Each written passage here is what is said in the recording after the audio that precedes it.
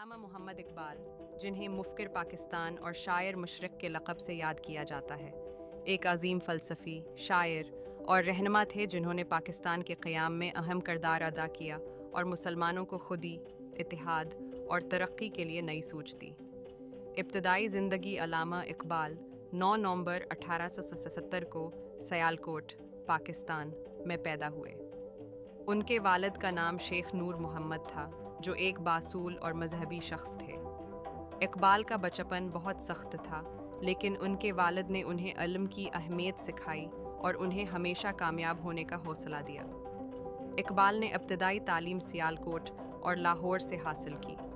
फिर उन्होंने 1899 में कैम्ब्रिज यूनिवर्सिटी से फ़लसफ़ा में मास्टर्स किया। बाद अज़ां उन्होंने यूरोप के मशहूर इदारे लंदन और म्यूनिख से भी मज़ीद तालीम हासिल की। फ़लसफ़ा और शायरी इकबाल की शायरी ने मुसलमानों को एक नई ज़िंदगी दी। इनका बुनियादी पैगाम खुदी था, यानी अपनी पहचान और अपनी सलाहियतों को पहचानना। इकबाल का मानना था कि अगर इंसान अपनी सलाहियतों को पहचाने तो वो दुनिया के किसी भी चैलेंज का मुकाबला कर सकता है। इनकी मशहूर नज़म खुदी को कर बुलंद इतना कि हर तकदीर से पहले उसी पैगाम का इजहार है।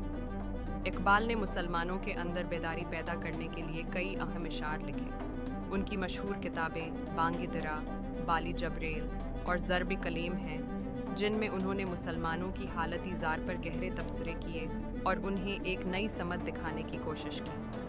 पाकिस्तान का ख्वाब इकबाल का पाकिस्तान के क़याम का ख्वाब था और वो मुसलमानों के लिए एक अलहदा रियासत के हामी थे। 1930 में लाहौर के एक इजलास में उन्होंने मुसलमानों के लिए एक अलग रियासत की तजवीज़ पेश की, जो बाद में 1947 में पाकिस्तान की सूरत में हकीकत का रूप धार गई। इकबाल ने न सिर्फ फ़लसफ़ा और शायरी में अपनी बसीरत का मुज़ाहरा किया, बल्कि मुसलमानों की सियासी जदोजहद में भी अहम किरदार अदा किया।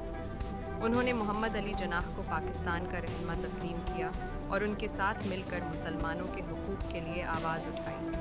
आखिरी अयाम और विरासत अल्लामा इकबाल की ज़िंदगी का बेशतर हिस्सा बीमारी में गुजरा, लेकिन उसके बावजूद उन्होंने अपनी शायरी और फ़लसफ़े से दुनिया को एक नई सोच दी। 21 अप्रैल 1938 को लाहौर में उनका इंतकाल हुआ, लेकिन उनकी सूझ और उनका पैगाम आज भी ज़िंदा है। इकबाल की तालीमात ने न सिर्फ पाकिस्तान बल्कि पूरे मुस्लिम दुनिया को नई रोशनी दी। उनका पैगाम खुद शनासी और इत्तेहाद आज भी मुसलमानों के लिए एक रहनुमाई का बात है। नतीजा, अल्लामा इकबाल का पैगाम ये था कि इंसान को अपनी ताकत पहचाननी चाहिए और दुनिया में कामयाबी हासिल करने के लिए उसे अपनी जदोजहद जारी रखनी